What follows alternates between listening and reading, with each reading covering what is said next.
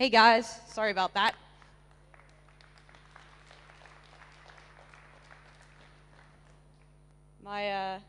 In high school, my mentor used to say, life is what happens when you are making other plans. My name is Katy Levinson. These lights are bright.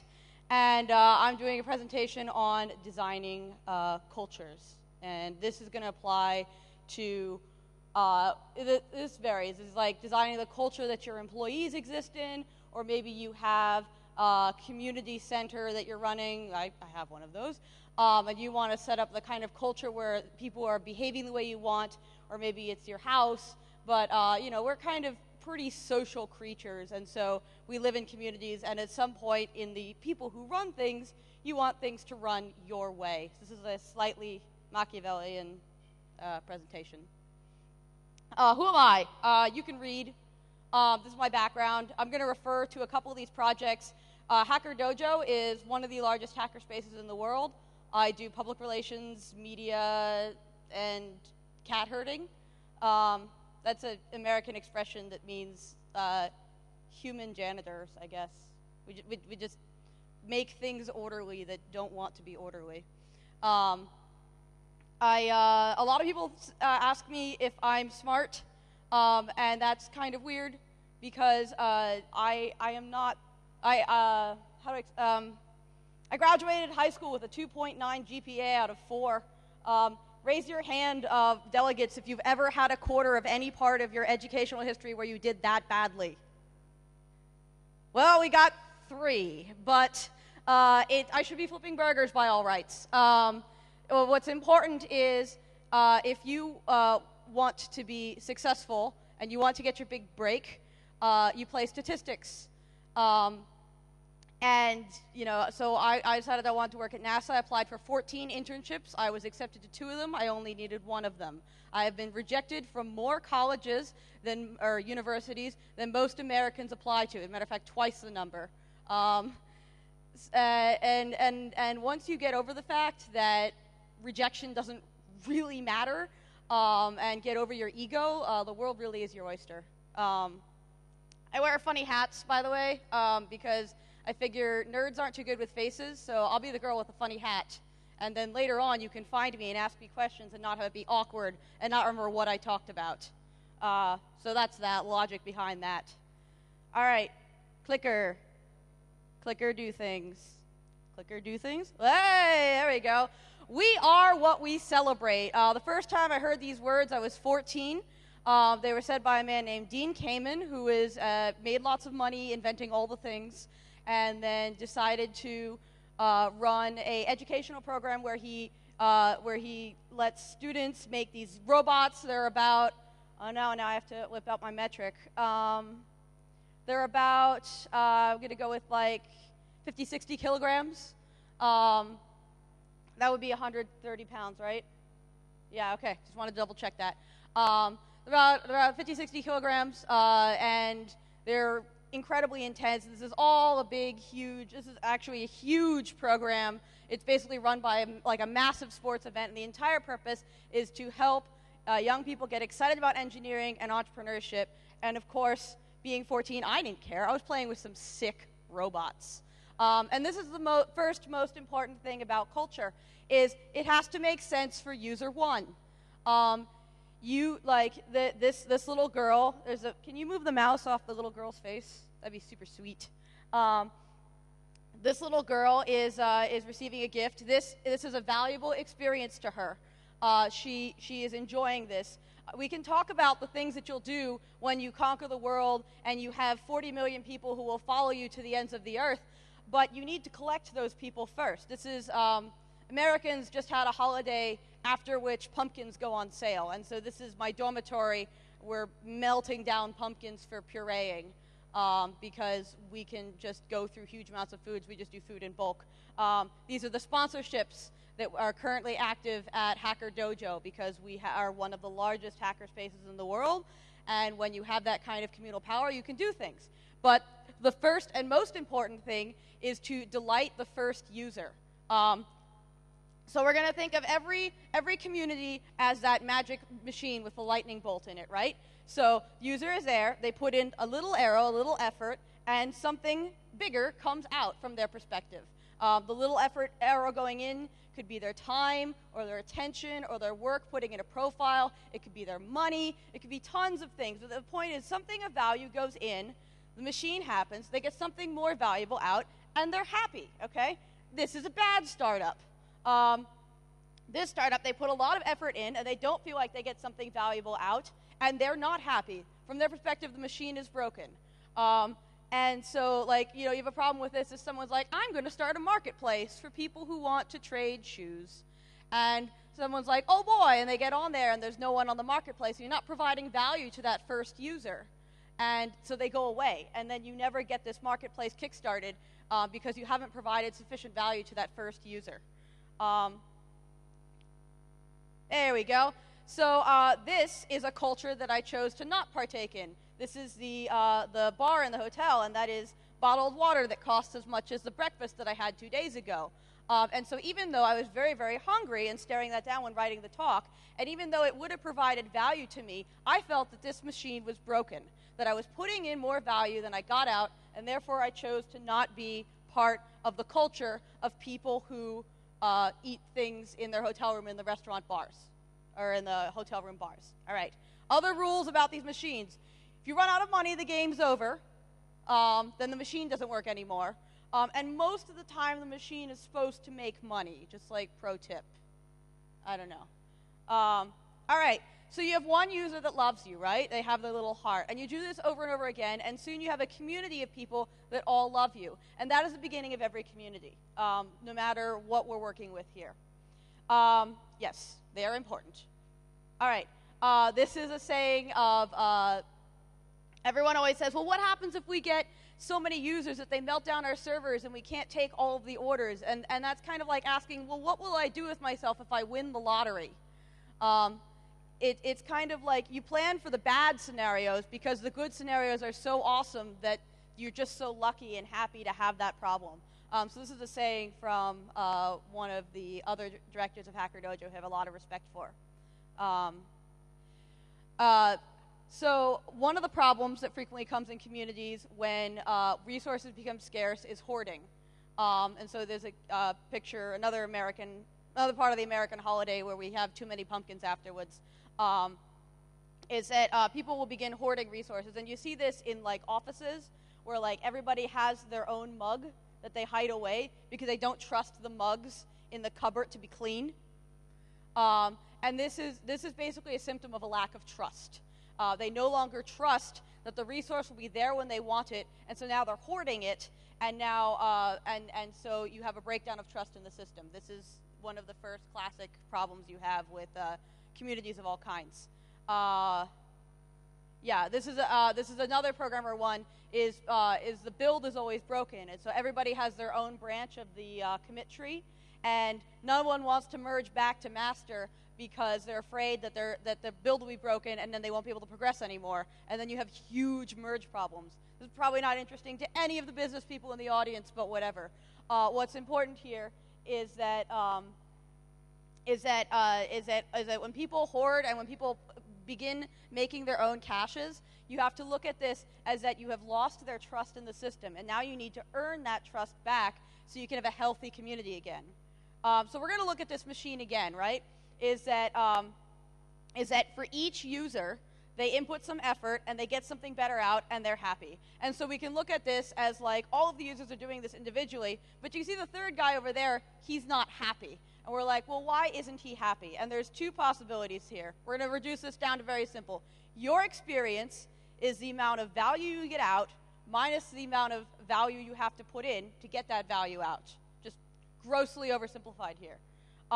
And so if you're getting less value out than somebody else, you become jealous of that person. And this is very core to humans. I know that this all sounds incredibly obvious, but it's amazing how many times I watch this go wrong. So please bear with me with the obviousness of all of this. And so this is what jealousy looks like. I found this really amusing. This is a video of capuchin monkeys. And the monkey that's standing up they're going to be given the same task, and the monkey standing up is going to get a cucumber for the task, and the monkey sitting down is going to get a grape. And in Capuchin Monkey World, grapes are considered way better food than, whoops, all right, the video is playing, that's cool. Considered, oh, thank you very much, not yet, I have to explain this. Grapes are considered way better food than cucumbers. So there's inequality here, and you watch that even primates will get jealous. And so this is a real force you have to work with. If you can change something so core to us neurologically that it changes in monkeys to make your product work, drop your product. The part where you're changing, like the way we're wired, is your new product. Your Nobel Prize will be in the mail shortly, and I'll buy your first book. So let's play the video. This is reasonably amusing. So yeah, he gets the cucumber. He's like, oh yeah, the cucumber. We give her a piece of cucumber and she eats it. The other one needs to give a rock to us, and that's what she does. And she gets a grape, and she eats it. The other one sees that. She gives a rock to us now. Gets again cucumber.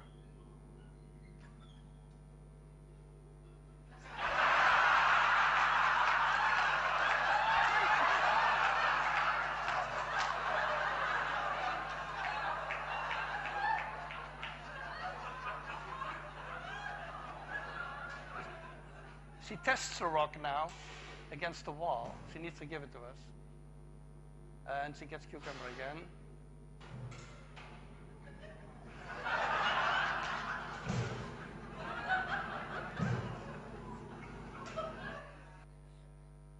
So yes, that's a pissed off monkey.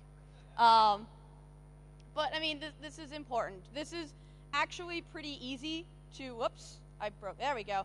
This is actually pretty easy to solve because, you know, you can make sure everybody gets the same things first, but little gestures here of making a great show of being extremely fair and of taking whatever the good things are last will help a lot with the loyalty of your community and the respect for you and providing for all the people under you before you provide for yourself is one of these core things wired into us that will help you maintain the respect of your community on an irrational level, irrationally high positive reaction.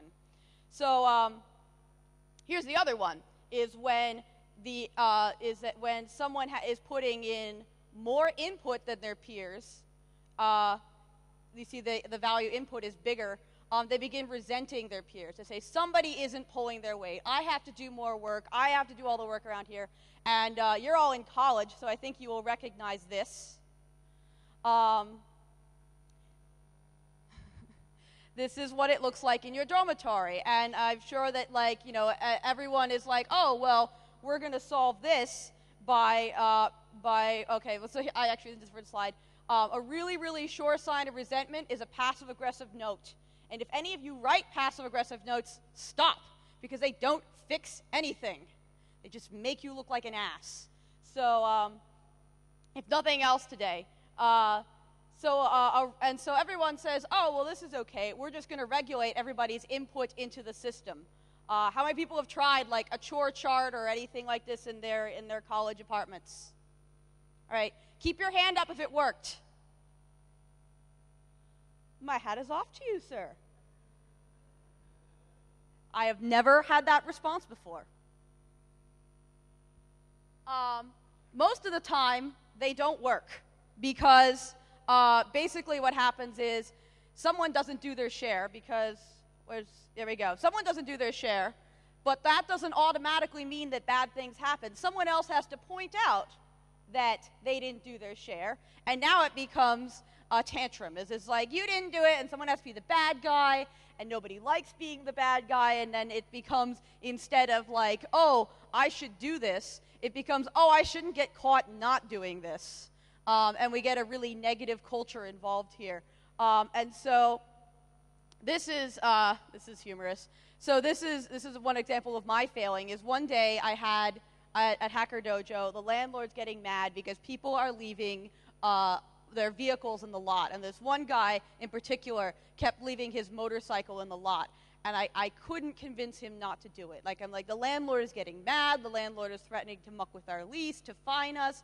You have to stop doing this. He's like, whatever. And I'm like, fine. Next time you leave your motorcycle there, I'm having it towed. And of course he was pissed because I was threatening him. But I didn't know what else to do.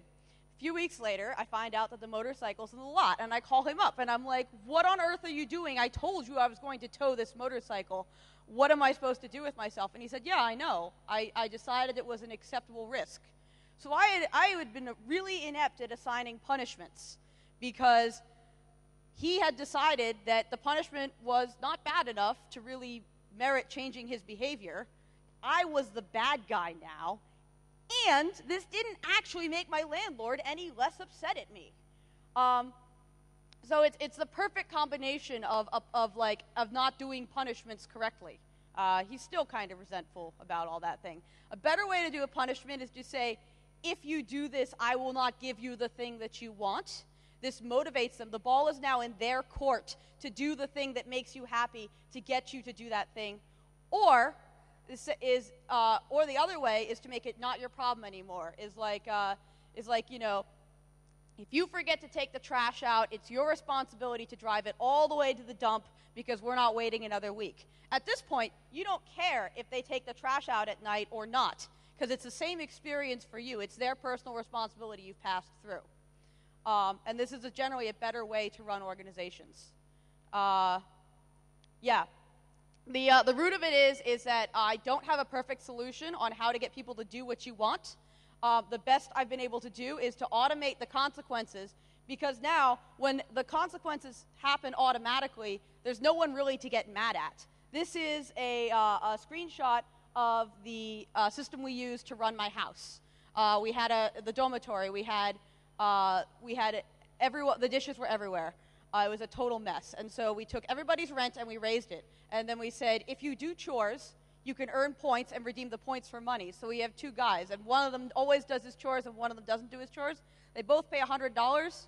One earns it back and one doesn't. And then the first one earns the other one's money. So now I have people paying like $800 a month, people paying $600 a month, people paying $900 a month, and a clean kitchen. So this is a much better way to motivate people to do what you're trying to get them to do. And it's good because, and it's important that I charge them the extra $100 up front. I don't come to them at the end of the month and say, you didn't do your chores, you're being fined $100, because that's a great way to get someone mad at you. It's now personal again. You have an opportunity for them to throw a tantrum, to say, no, I didn't, it's not fair. But when the money's already out of their hands and you're giving it back to them psychologically, there's a really cool study about this. We can go over this in the thing, but they have two studies where it's the same mathematical odds, where they give you the money and then you roll a dice to see if you lose some, or they give you a different amount of money, you roll a dice to win some, and the odds play out the same, but people act really differently. So it's a very cool study. This is a picture of my house. This kitchen is shared by 11 people, and there is no dishwasher. It's you know, it's not a magazine article, but you know what? I'm okay with it. And this is more of the pumpkin silliness, all those Tupperwares, so I guess it makes it look a little cluttered. And one thing that's very important to remember is everything we've talked about here today is about designing a system that will last forever. And this is Burning Man. This is a beautiful structure that's built in the desert every year, and they burn it. And what Burning Man is the reason it's important is because it's a society that is designed to be completely thrown out. Everything that you bring to the desert has of no material value because you drove it more than 1,000 kilometers to get there and you don't want to haul it home. So it becomes a society where you can just walk down the street and say, hey, can I have some of that? And they just give you some because the items are worthless. It's as if the world was going to just, as if 7 days from now, the sun wasn't going to come up in the morning and the world wouldn't end, or the world wouldn't continue. And how would you act? Your material possessions would be of no value. And that's the experiment they do in the desert every year. And so you can look at the society as like, well, if material things don't have value anymore, what do people do with themselves? They mostly occupy themselves with self-expression. And the reason this is worth talking about is because the more specialized a tool becomes, the more limited it becomes. The tools are, in a sense, defined by their constraints. So this is a rock. I've used a rock when I'm camping to both to drive a stake into the ground, and also people use it to build walls. But we have better tools for that. We have a hammer to put the stake in the ground, and we have bricks to make walls. But the brick is no longer as good of a hammer. It will crack. And the hammer isn't great for building walls. And so it's important to remember to not over-engineer and over-specialize the culture that you're trying to build, because you'll be limiting yourself out of a lot of the ways it could grow. How long does your culture have to last? This is a saying, 10 years of hard work will make you an overnight success. The truth is, this kind of is a long road. When you launch, it's like having a baby. Everyone wants to throw a shower. Everyone wants to come over and congratulate you. Everyone wants to see photos of it. But you're really in, Alex got through pretty quick, and that was 2 years. You're really in for a long haul of dirty diapers and rough days and rough nights. And don't get me wrong, I wouldn't trade it for the world. But if you want to do this, if you want to be an entrepreneur, you need to be happy with the chase as well as the goal. Because for a lot of us, that goal will never come. This is a quote from Fight Club. We've been raised on television to believe that one day we'd all be millionaires, movie gods, and rock stars, but we won't, and we're slowly learning that fact. And I do believe that everyone can go and find some success, but if you want to be the next Mark Zuckerberg and that's why you're doing this, that's not the right reason. The reason to do this is because this is what you want to do, and this is what will make you happy, and this is how you think you can change the world. The chase has to be worth it. The deadline might never, the goal might never come, but this is your life, and it's ending 1 minute at a time. Thank you so much. Thank you so much.